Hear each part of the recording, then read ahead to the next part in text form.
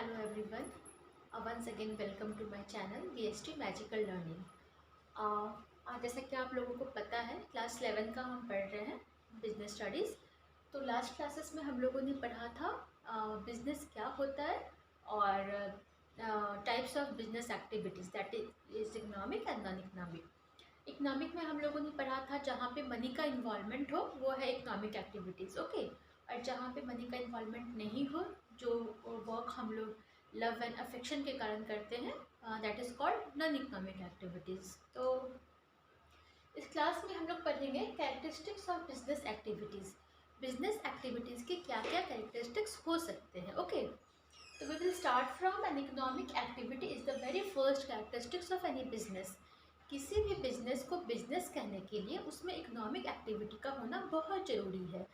Economic activity वैसी activity है जिससे हम वो करके मनी जनरेट कर पाएँ। सपोज़ मैंने बताया था मैं कहीं की टीचर हूँ, मैं अपना सर्विस प्रोवाइड करती हूँ और इन रिटर्न मुझे पैसे मिलते हैं जिससे मैं अपने लाइवलीहुड को आगे बढ़ा पाती हूँ।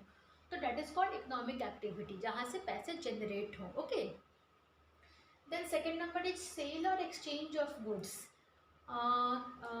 ये बहुत इंपॉर्टेंट पॉइंट है। किसी भी बिजनेस को बिजनेस कहने के लिए उसमें सेल ऑफ और एक्सचेंज ऑफ गुड्स होना बहुत बहुत ज़्यादा इम्पॉर्टेंट है, ओके। जैसा कि मैं कह सकती हूँ मैंने बहुत सारे समोसे बनाए गाइस, ठीक है, अपने घर में। उससे मैंने क्या किया, उससे मैंने अपने फैमिली मेम्बर्स को खिला दिया। तो do they give price for this to me? No. Will I take price for from them? No. मैं समोसों के बदले क्या उनसे प्राइस लूँगी? उसके नहीं लूँगी। तो क्या ये बिजनेस एक्टिविटी कहलाएगा? बिल्कुल नहीं कहलाएगा, क्योंकि मुझे इन रिटर्न मनी और प्रॉफिट नहीं मिल रही है। मैंने समोसा बनाया और अपने फैमिली मेम्बर्स को खिला दिया, तो ये बिजनेस एक्टिविटीज़ कंसिडर्ड नहीं होगी, ओके। तो इसमें सेल और एक्सचेंज होना बहुत ज़रूरी है गुड्स एंड सर्विसेज का। सपोज़ मैं उसी समोसे को अगर मार्केट में सेल करती बना के रेगुलर बेसिस पे और मुझे वहाँ से पैसे मिलते, तो that is called business activity, okay. तो सेल और एक्सचेंज होना बहुत ज़रूरी है। Third point is regular basis. किसी भी बिजनेस को बिजनेस एक्टिविटी कहने के लिए उसमें रेगुलरिटी बहुत इंपॉर्टेंट चीज़ है। मैंने एक दिन समोसे बनाए और सेल कर दिया मार्केट में, और rest of 29 days in a month मैंने सेल नहीं करा, तो क्या यह बिजनेस एक्टिविटी कहलाएगा? क्या मैं बिजनेस वुमेन कहलाऊँगी? नो। अगर किसी बिजनेस को रेगुलर बेसिस पे हम आगे फॉरवर्ड करते जाएं, अगर रेगुलरिटी उसमें मेंटेन रखें, बनाया बेचा, उससे मुझे प्रॉफिट अर्न होती रहे, तो उसे कहते हैं हम बिजनेस एक्टिविटी, ओके। तो इसमें रेगुलरिटी बहुत मस्ट है, मस्ट पॉइंट है। Fourth is profit earn. हम कोई भी काम क्यों करते हैं, कोई भी बिजनेस क्यों करते हैं? With the motive to earn profit, profit earn करने के लिए। सपोज मैंने एक इंस्टीट्यूशन खोला, वहाँ मैंने बच्चों को फ्री में पढ़ाना स्टार्ट कर दिया, ओके। मैंने उनसे कोई फीस नहीं लिया, तो ये मैं कितने दिनों तक कर पाऊँगी? हार्डली 1 साल 2 साल, या एक लिमिटेड रिसोर्सेज मेरे पास हो तभी तक कर पाऊँगी। उसके बाद मेरे पास ना फंड्स होंगे ना रिसोर्सेज होंगे, तो क्या मैं इस काम को कैरी फॉरवर्ड कर पाऊँगी? नहीं कर पाऊँगी। तो इसमें प्रॉफिट का होना बहुत मस्ट है। किसी भी बिजनेस को बिजनेस एक्टिविटीज़ कहने के लिए profit is the very most important thing in this factor, okay. Then uncertainty of return. अच्छा, बिजनेस में हम ये कह सकते हैं रिटर्न का अनसर्टेनिटी नहीं हो पाएगा, ठीक है। क्योंकि अगर आप देखिए, मैंने 50,000 से एक बिज़नेस स्टार्ट किया। सपोज़ मैंने एक कैफ़े खोला ₹50,000 में, ठीक है।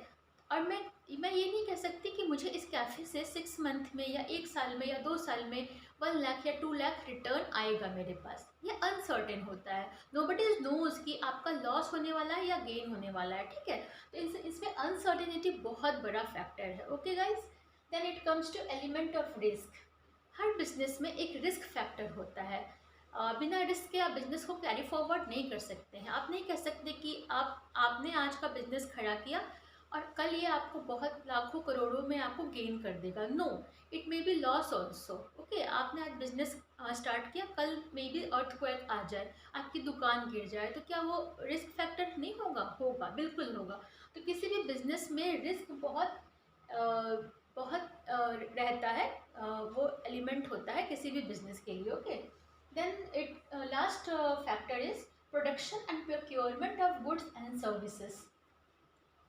सी, प्रोडक्शन मीन्स मैन्युफैक्चरिंग, मैंने लिख रखा है प्रोडक्शन मीन्स मैन्युफैक्चरिंग। किसी भी बिजनेस में प्रोडक्शन का होना बहुत इंपॉर्टेंट है।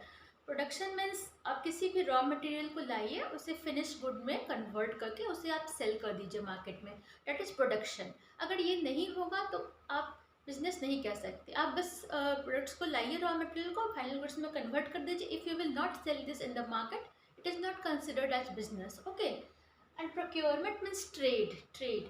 आप किसी चीज़ को एक एरिया से सेल करके लाइए 50 रुपीज़ में, एंड अगेन अपना प्रॉफिट मार्जिन ऐड कर दीजिए। सपोज 20 रुपीज़ मैंने प्रॉफिट मार्जिन ऐड कर दिया, तो वो 70 हो गया, और इसी गुड्स को आप दूसरे एरिया में जाकर सेल कर दीजिए, तो वो हो गया प्रोडक्शन, ओके, ट्रेड।